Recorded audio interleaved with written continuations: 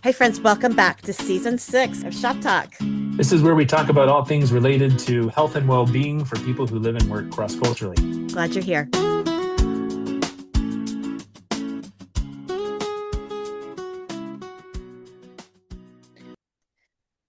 Okay, welcome everyone to Shop Talk. We have a very special guest today. It is Dr. James Covey. Glad Yay. to be with us today. You guys, it took so much work to get him to agree to do this podcast. Just lots of disclaimers he sent out, lots of NDAs. NDAs demands, but we got it. So glad you're here, James. I mean, we usually host this together, but I'm going to be talking to you about your dissertation. So tell me a little bit about it. It certainly has come up in elements in a lot of our episodes. I've been working on it on the past few years, but now that it's done, I actually was able to present it at Mental Health Admissions. Yeah, it's nice to be able to pause and look back. I'm actually in the middle of a polyvagal course, which is an additional training that I've already signed up for, a 6 month training that I just came out of, which really helped shape some of the material that I worked on. So I'm looking forward to sharing some of that too. But you ready for the title? Do it. Let's hear it. All right. The impact of individual traumatic stress on cross-cultural faith-based organizations. So a lot of words. What it really means is how much individual trauma experiences, both in a moment and over time, begin to affect the actual system, the dynamic of an organization or a church. I think my main focus, of course, was cross-cultural organizations, hence the podcast that we've been doing the last 5 years. But it Right. also very much applies to a church. Right. If you think about our organization, been around over 80 years. In those 80 years, many difficult and stressful and then traumatic events have happened and experiences of the people, whether it's evacuations or robberies or car wrecks, organizational change that wasn't handled really well, people getting sent home, mental health crises, physical crises, all of the things that over years and years and years have happened to people in the organization, but often those people and their stories and the way the organizational response was shaped has continued to influence the organization over time. The person that was evacuated here wound up being a leader over here, and the person who lost their child on the field to a horrible illness is now working here in this leadership position. And the effects and the imprint of that trauma and those trauma experiences live on in the organization. Yes. And when you think about just individuals and individuals who experience traumatic situations, traumatic experiences, it doesn't just happen to one part of their being, like they're a holistic being too. So it Right. affects them spiritually, mentally, emotionally. So you can imagine how these things would affect the sending organization also. Like it doesn't happen in isolation.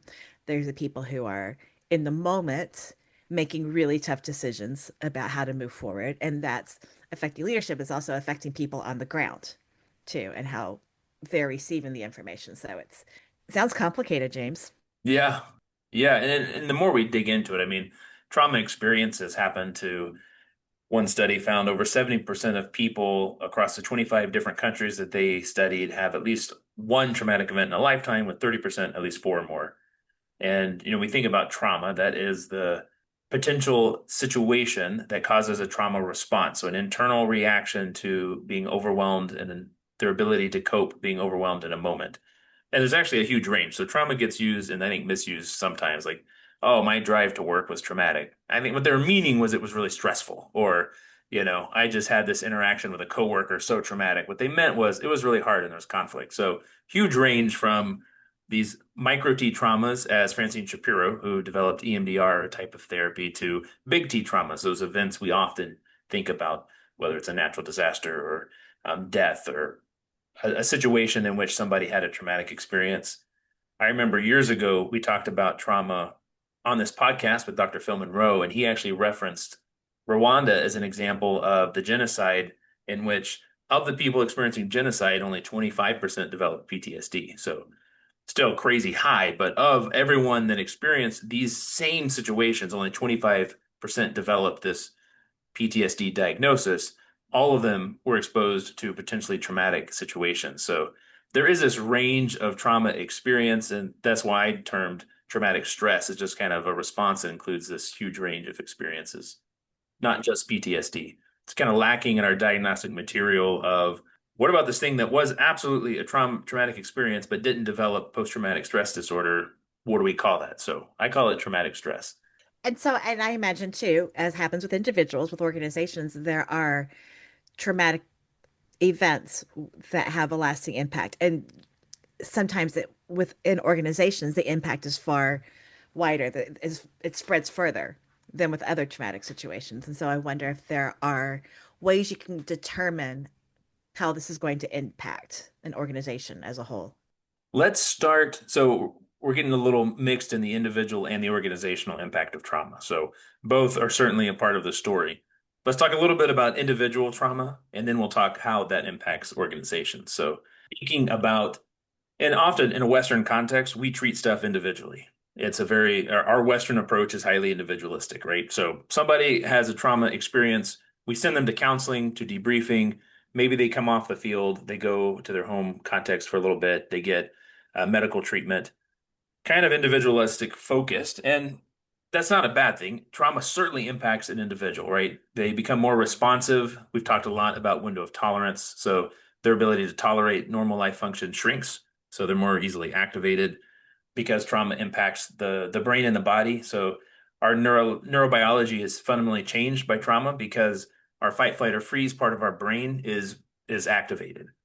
Now, I talked a lot about the polyvagal theory, which is just a way of understanding the body's response to trauma and Mhm. how we know it impacts our brain and our memory storage. We've talked about that before, but our whole body is responding and changing due to these highly stressful and traumatic events. The vagus nerve is a big nerve that runs from our head down to most of our body. Yep. And what happens is when we don't feel safe, Stephen Porges, who developed it, said the most important thing for a person is feeling safe. Our whole system and the way God made us is designed to feel safe. So when we don't feel safe, whether we're cognitively aware of it or not, our body's responding to try to protect us. And what happens in the vagus nerve is actually it communicates 80% of the information along that nervous system from the body to the brain, and only 20% from the brain to the body. So our body, through something called neuroception, is always alert for situations in which we don't feel safe. And I'm sure, and I know myself and probably our listeners have been in situations, maybe they're talking to a coworker or a boss, and all of a sudden the hair starts standing up on their arms or their back of their neck. They're sweating. They're having a physiological response to not feeling safe. Don't always know why. That happened to me just a couple of weeks ago. We were in a triage call at Sentwell. All people I know and trust. There was nobody there that I didn't feel safe with. But as I was presenting a case, I was getting a little agitated, a little defensive, a little on guard. And so much so, Ellie, my wife, thought, what was going on in that call earlier? Right. And I still don't know exactly what it was, but I do recognize my body was telling me, hey, you're not super safe. And I was having a response to that. So our bodies are always alert, and trauma kind of shifts that alertness. It's designed to That keep us safe. But what happens is this alert system gets kicked on. And even though it's designed to be adaptive, it becomes maladaptive and impairs us when it's turned on and we're actually are safe. And I imagine the less we're aware of it, the more maladaptive it can be because we're not really paying attention to the triggers of it and the depth of like how our bodies are responding to it. Right. Think of anybody who's married who has said to their spouse before, "What's wrong?" And the other one says, "Nothing's wrong." Yeah. Right? Somebody was reading that something was wrong, even though it hadn't quite hit the awareness, as you said, of the other person. So the polyvagal theory describes the mind-body connection and explains the significance of interpersonal relationships. So this is where individual trauma starts to impact others because people who have had traumatic stress exposure, it changes the way that they interact with people, right? Right. Um, More defensive, more reactive. They get triggered. A trigger is anything that reminds us of something in the past, often connected to our senses, without even realizing it. And the polyvagal theory talks about kind of different levels of engagement, and this is our autonomic nervous system. So automatic, think of that. It's all the stuff that happens automatically. And there's these different states. So there's ventral, which is the nervous state where we're socially engaged and we feel safe. If you were to close your eyes and just picture somewhere that you've been in the past 24, 48 hours in which you feel safe, let it just come to your mind. What's it feel like in your body? What was going on around you? Were you alone? Was your family there? Was your pet with you? So then we have, where was your place? Where'd you go? On my couch, Nice. Keep it talking simple. to Tracy, watching Netflix. Awesome. What about Uh, you? Ooh, we had my sister came over and we all watched a Christmas movie last night, Home Alone. Yes. Yeah, super safe, connected, people I Mhm. love and trust. So the next level is a sympathetic state. So you can think of that as kind of like your fight and flight. You're a little activated. You're ready to engage. Sometimes this gets activated in our life when we're absolutely safe and we don't realize it until later because of our previous life experiences. A super simple example as we begin thinking organizationally is somebody on the field who has a supervisor who reminds them a lot of their parent because of the age, the gender, personality characteristics. And sometimes they're responding due to their unhealthy relationship with their parent to their supervisor. Not that that would ever happen, just a situation I made up. Then the last state they talk about is the dorsal, which is where we really shut down. So that's kind of your freeze state. And our body's designed to protect ourselves. Sometimes they kind of start turning off. So we get disconnected, disengaged, have trouble making decision. And our mind and body is literally shutting down. And something, yeah, go ahead. Now, I've heard the term amygdala hijacking before. Does Yeah. that fit into any of these? Absolutely. So the amygdala is in your limbic system. It's the center of your brain, and it's kind of the regulator between our upstairs, our thinking brain, our downstairs, our feeling and reacting brain. So that's what's happening. It's that's sending adrenaline or sending messages to shut down. Now, the thing that polyvagal theory talks about, which will be important later, is about some of these blended states. So when we're in ventral, which is safe, and a little bit of sympathetic, which is fight flight, and we still feel safe, that's play. So like when I play sports, I don't have time to think, catch the pass, make the pass, shoot, play defense. It's all automatic. So it's still this automatic part of our brain and body functioning, but because I feel safe, it's play. So another blended state is when we use our dorsal. So that's where we're kind of shutting down with ventral, where we feel really safe. That's where love and intimacy happen, right? All of a sudden I'm feeling passionate and intimate and I can't even think and I'm, not paying attention to what's going on around me. But it's this because we feel safe when we're kind of activating this part of ourselves, it is actually intimacy that happens.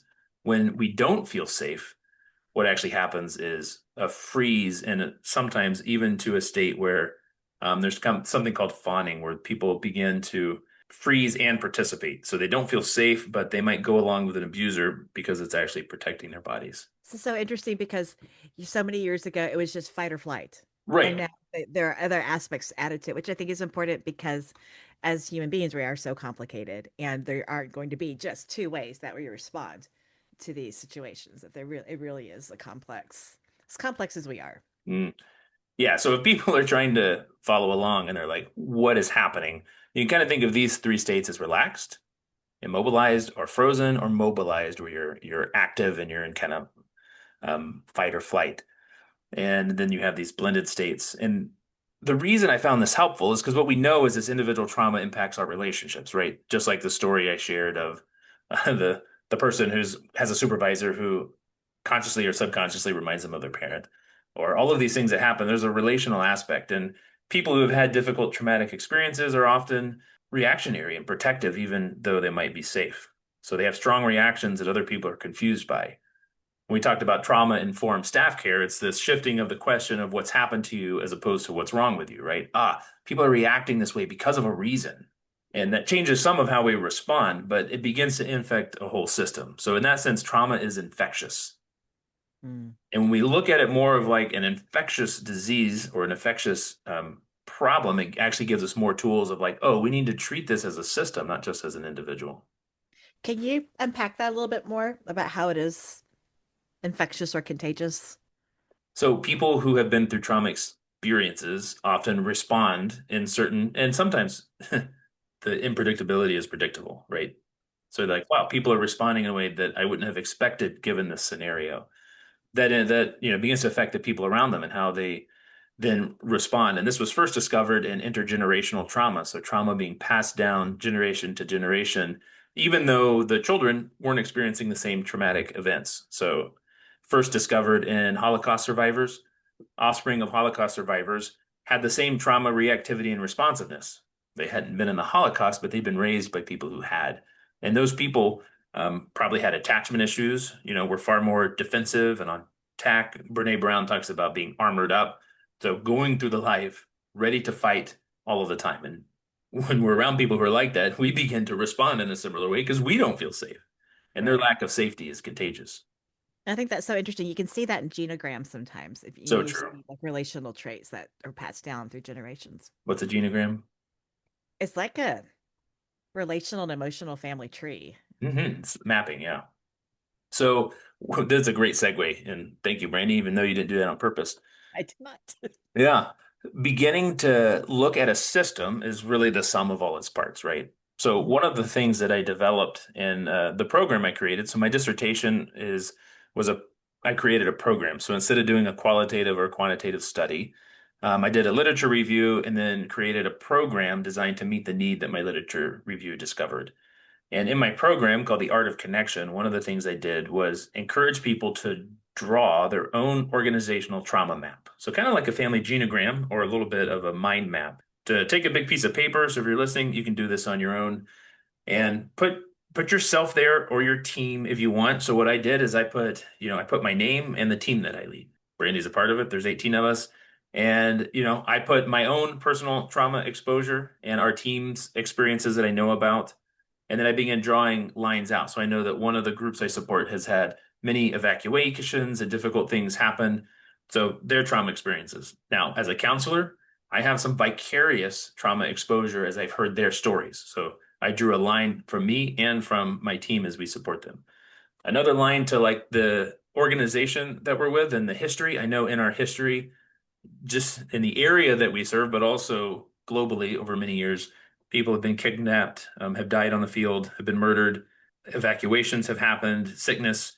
There was actually a couple who were newly appointed Africa area leaders who died in a plane crash. I mean, these kinds of things over time, I began drawing some of them out and looking for the connections. And this event and experience is connected to our sending organization in the US and this church. And I started drawing the lines of the different trauma so I could just have an idea of a map. Now, I didn't do a lot of digging into was this really traumatic or just stressful, right? I'm just kind of noticing the lines and the connections. And this person that was here is now over here, and that's a line, and begin mapping out some of the trauma experience like a genogram. Because what I was doing was applying what I've learned as a family systems therapist. So, a systems approach, how does all this individual trauma begin to affect a system?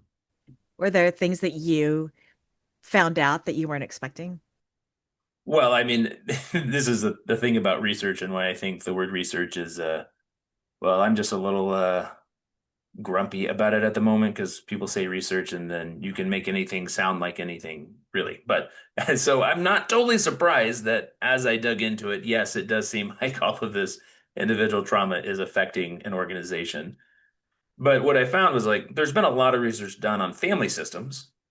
So on trauma and how trauma impacts a family system and some way that system begins to behave. So I then began applying those principles to an organization. And you don't have to be a rocket scientist to make those connections. And as we go through some of them, people will be like, "Oh, yes, absolutely. That I've seen that before. That makes sense." Mhm. But by doing that, because so much research happens in the family system and in counseling and psychology, it's really easy to begin making those applications to an organization. So if you overlay like a family systems approach over organizational trauma, you would see a lot of similarities, is what I'm hearing. So many, and let's go over some of them. Okay. This one person who there wasn't a lot of research doing this, but there was a few different articles. One of my favorites was actually on trauma experience of library staff at a university.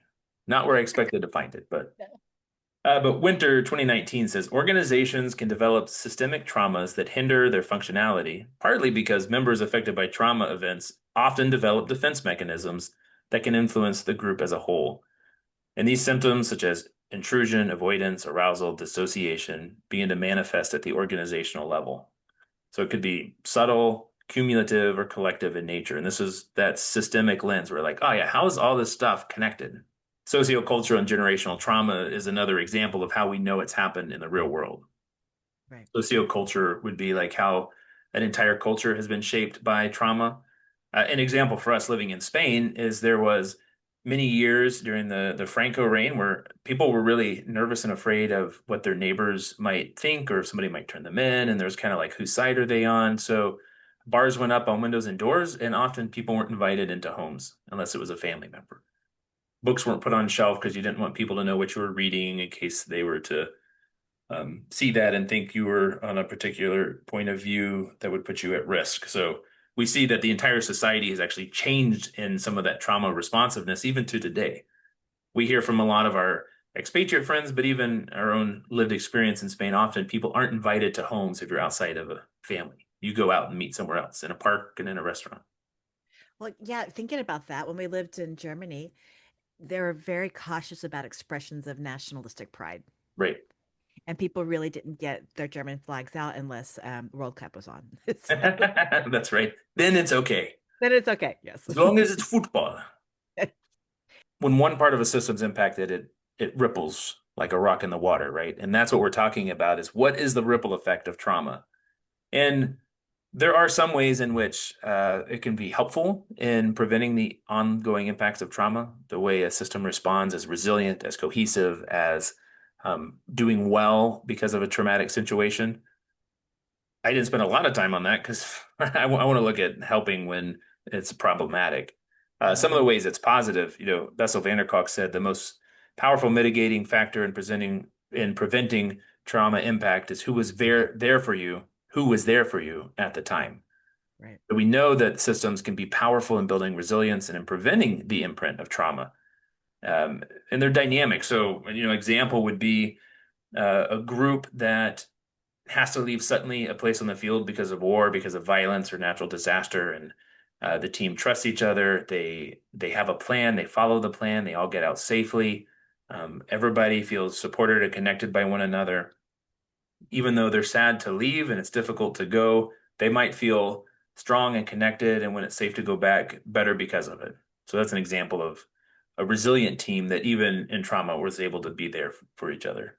So systems can be positively impacted in the midst of trauma. So some of the ways a system is impacted is simultaneous. That's where this is kind of what we jump to automatically. One thing happens, impacts the whole system, Yes. right? Somebody leaves, somebody dies. There's a organizational change that leaves everybody upside down. Not that that would ever happen in our organization. Simultaneous effects is a catastrophe that directly impacts the entire system. And in a family schema or way of understanding the world, it can impact deeply held, largely unconscious, structured shared values, beliefs, goals, expectations, priorities that form. And that's part of that response to trauma. There's a vicarious effect. So it happens to uh, someone that you know. So it could be a particular individual or a team or your local colleagues who couldn't evacuate because they didn't have passports. And then it's carrying that effect. So how that effect impacts us. That's where vicarious trauma comes from, which we have an episode on as well. There's the chiasmal effects. So this is where trauma appears to infect other family members. This is that intergenerational, the sociocultural. And this is what we're really looking at is how is trauma beginning to infect the system at large? Mm. The one of the examples I think about is there are times when there's a location because the trauma is a bit unhealthy and responsive that new people will arrive, and even though nothing super stressful or difficult has happened to them, they begin carrying some of the same reactivity of others on their team. That's so interesting. Like Even though that, they may not even know what's no, happened. no idea. Mhm. Like I've heard people who just got to the field say, "Oh, I can't tell anybody I'm struggling because I might get sent home," which is, that rarely happens and only in significant cases.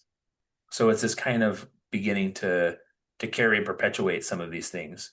I Right. think sometimes there's secret and shared histories that perpetuate organizational trauma through some things we'll look at in a minute, like triangulation or situations that have had unhealthy organizational change or leadership, or there's been a structure problem and it just kind of keeps perpetuating. Like people keep living in this unhealthy structure because that's just how it's always been. Like raise your hand if you're in an organization. You're like, well, that's just how we've always done it.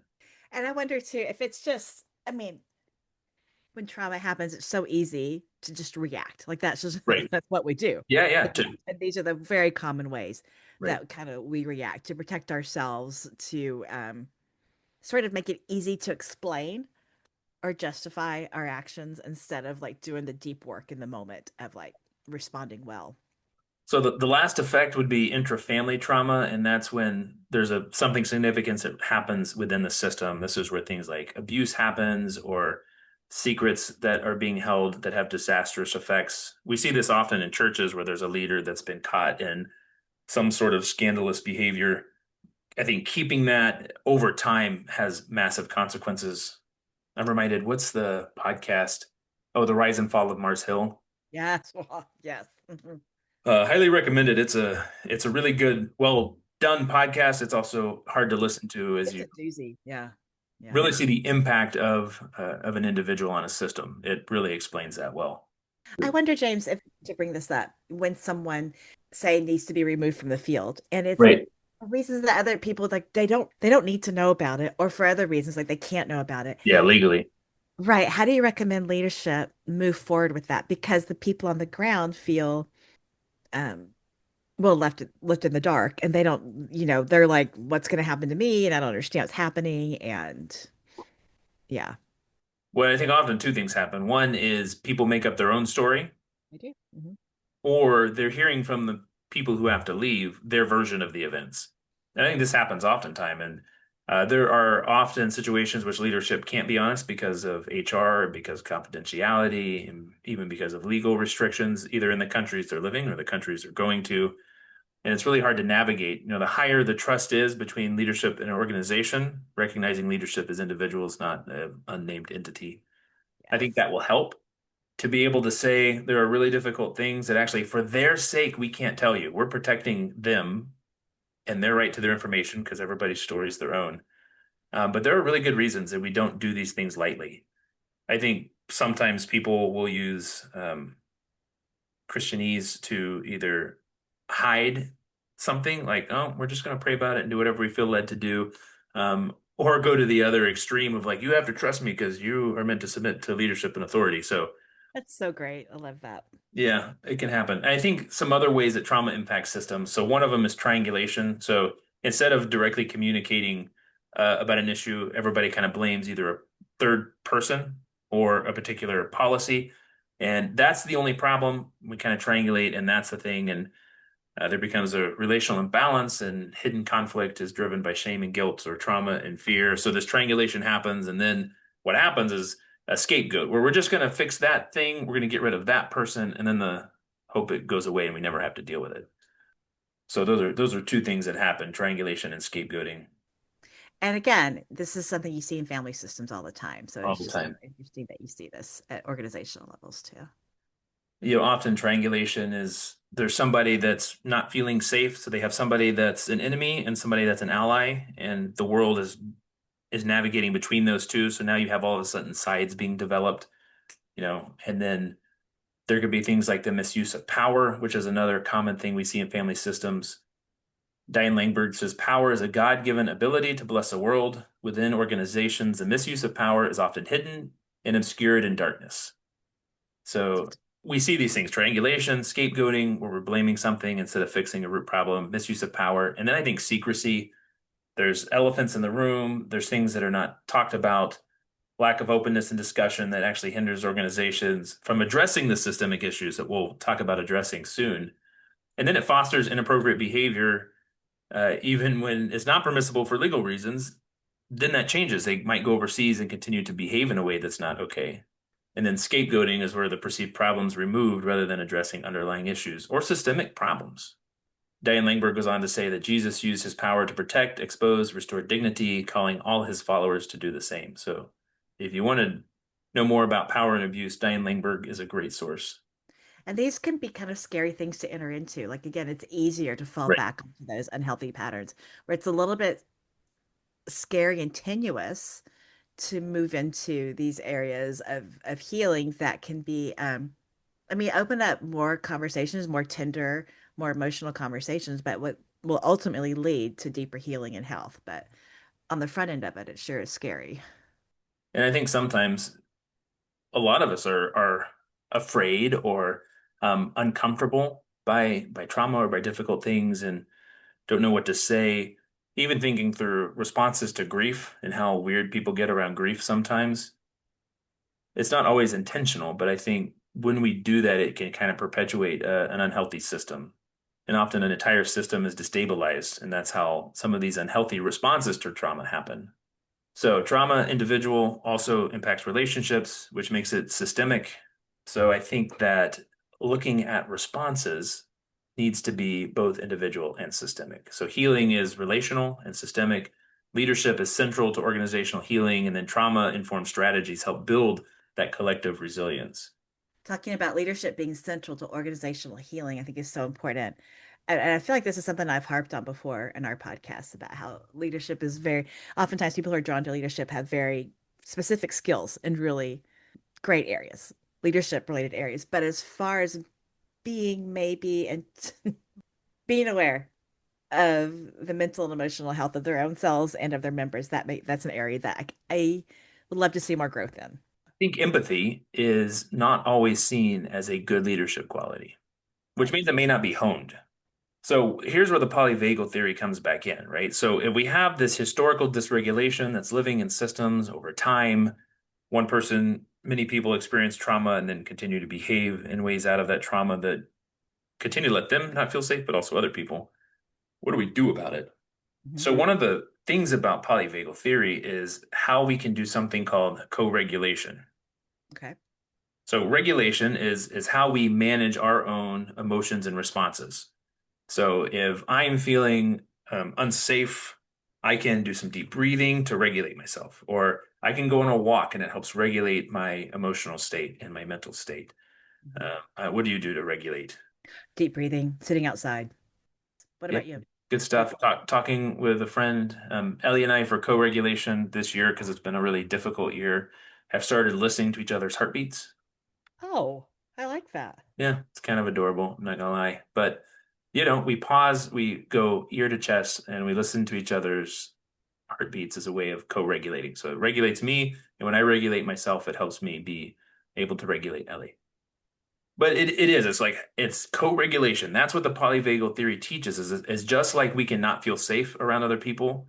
When I feel safe, I can invite other people into that safety. Yes. Now, I was this class I just listened to. One of her big points is it's not us as a caregiver or as a leader coming in doing all of the work. Co-regulation is a mutual thing. Hmm. But like if in counseling, if I'm just wanting to regulate somebody else, fix their problems, if you will, uh, I am coming in with all of myself, and it's not collaborative. Now I can invite people to feel safe if I'm really safe, but part of what makes it work is actually co-regulation. It's invitation towards regulating together. And I wonder if that sounds a little bit like how the traumatic response can be contagious. And I wonder if co-regulation could be something that's contagious also in a good It, way. it's something that church has done for a long time. So the polyvagal theory is absolutely supporting some of what has been happening in church traditions around the world since they were formed. Like if you think about how important breathing is to regulating and how we can co-regulate by talking and by breathing together, what happens in a church context that does that? Let's go Anglican. Groups of people that are breathing together and speaking together Hmm. at different pitches and tones. What do we call that? Praying, singing, right? Singing. Singing. Singing's amazing for co-regulation. We do it all the time in a church context. So is chanting, reciting, talking together. They're now knowing the science behind why that's so helpful. So I like, know. yeah, go Yeah, ahead. I mentioned to you like we're joining a more liturgical church now, and I tell you the call and response is just so beautiful. I love that, and I love responding together as a church. It is actually co-regulating everybody. Mhm. Saying it and there's a lot of research now on voice and on sound. So the polyvagal theory has something called the safe and sound protocol, which is using particular sounds and pitches to help people feel calm and regulated. And what they're figuring out is how important this stuff is, and we've actually, had a license to do so for many many years in the context of Christian practices, at least. So really helpful. The thing I discovered in my dissertation is emotional intelligence, which we've talked a lot about on this podcast. Go listen to that episode. Is actually a powerful way to develop the skills needed for co-regulation.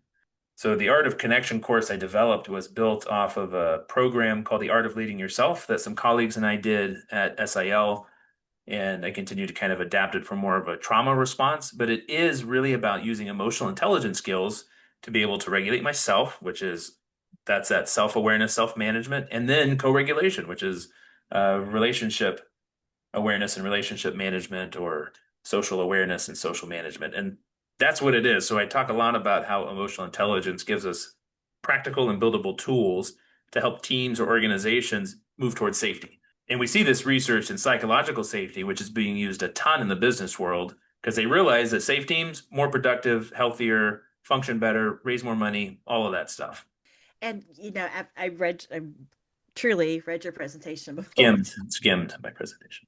but but there's a lot in there about emotional intelligence. And you and I both tried to stay away from emotional intelligence in our conversation today because we've talked about it so much before. That's But it is so important to, you're looking at just the health of the individual and the health of the organization.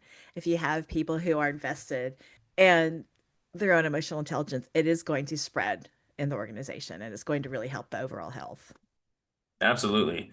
Psychological safety is essential for mental health and well-being, post-traumatic growth, therapeutic engagement, and understanding trauma-related conditions along with trauma-informed practices. And emotional intelligence is a tool to do that. So Daniel Goleman, who kind of wrote the first mainstream book on emotional intelligence, says by teaching people to tune into their emotions with intelligence and to expand their circles of caring, we can transform organizations from the inside out and make a positive difference in our world. Well, I'd sign up for that. Well, tell me a little bit more about your Art of Connection course that you want to develop and how long do you see it being, like the course being and It's fully developed, so it's actually in my dissertation. So if anybody wants to look at it, you can go onto my website, jamesecovey.org, and follow the links to resources. It's at the moment, a 3-day workshop, 12 modules that is integrated. So it has, Christian principles and practices and biblical teaching, along with psychological principles of the polyvagal theory, of psychological safety and emotional intelligence, really to give organizations, leaders, HR managers, staff care people, and everyone in organizations shared language around reaction and responsiveness and tools to actually co-regulate each other to be healthier and to be safer. Because the most important thing is being safe, and we're constantly putting people in unsafe environments. Like we know when we send our cross-cultural workers to some environments in the world, they're going to encounter a lack of safety in their environment. So the more we can do as an organization to be safer, to be able to co-regulate, then the more likely they are to be resilient and to survive their other parts of their environment that aren't, giving them tools for regulating as individuals and families. for those who are in leadership in HR who maybe are not in those specific non-safe environments, but they're still relating to the workers who are, if they're able to regulate themselves, then that's going to help, the people who are on the field and help build their resilience and organizational resilience too. Absolutely. I'd say, given the inevitability of traumatic stress, interpersonal conflict, organizational change, and unpredictability of cross-cultural work, a trauma-informed emotional intelligence would lay a foundation for organizational culture that's both supportive and safe. Wow, that sounds good. I might have just read that straight out of a dissertation. Wow. Could it have been your dissertation, I wonder? Perhaps. Yeah. Perhaps. So I asked you this earlier if you notice interesting things when you're sort of drawing out organizational trauma, but just in writing your dissertation, what surprised you? Yeah, how much editing happens, even though I think something's been well written. Like, this is really good. Oh my gosh. Even now when I read it, I'm like, there's an error, there's an error, there's an error. Mm. But as I say, the best dissertation is a finished one. So Right. yeah, glad it's done. I don't know, will I do this course, the art of connection? Perhaps maybe somebody will invite me to come do it for their organization or for their team so we can, do some more evaluation on the effectiveness of emotional intelligence for trauma recovery. But I think the some of the tools and some of the systemic thinking gives me the ability, and the people that listen to this podcast, really just to think about impact differently and then response. So often we see somebody responding in a behavior that's alarming, upsetting, or triggering ourselves, and we're like, wow, we gotta, this person, we gotta change something, get them out of here. I gotta go. I need a different team. I think if we could think just a little differently about ways that we trigger and impact each other in an unhelpful way, it gives us tools to move towards organizational safety and ultimately being more productive and hopefully representing Christ in all that we do, not just the end result, but how we do it. So if I were to sum up my work in one sentence, it would be how we do it matters just as much as what we do. Absolutely. Yeah, I agree. Thank Because you. we get to the finish line and we're burned out and the locals Yeah, hate us. right. Yes. So what's the point? I think Yeah. particularly when we're in a context where the people of that environment and culture look at us and say, man, I don't know what they're doing, but they sure all hate each other. I don't want to be a part of that. It's We're not a laughing, great, but it's so sad. not a great sign. James, I think this is really helpful, and I do hope at least our organization implements what you've researched, and I would like to see this training implemented too. I think it'd be really helpful. So Yeah, it was keep fun to going on. do. Yeah. Good job, Dr. Covey. Thank you. Thank you very much. Feel free to not send me an email. So far behind on emails. Every once in a while, some gracious person will send me a follow-up email, and I'll be like, oh, boy, so glad you reminded me. Yeah, right. Yeah, well, I appreciate the work you've done on this. And really, I mean, I can't even imagine the work that goes into a dissertation, but it's really impressive. So well done, you. Yeah, hope to turn it into a book that somebody might actually read as opposed to a dissertation Brandi might skim. On that note, Feels good to be done. What can I say? thanks for joining us, friends. See you next time.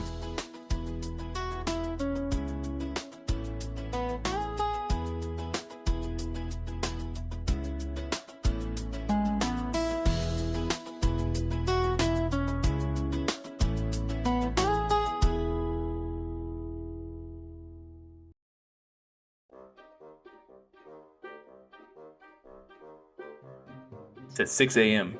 Shut up. Yeah, Gosh. I know. Did you read this at all? Yeah, I did read it. I'm gonna keep all the cussing in today. Um, did you have an injury? Did Ellie hit you in your head? On your head? Great job doing your pre-reading. I read it. I read it. 72 freaking pages of it.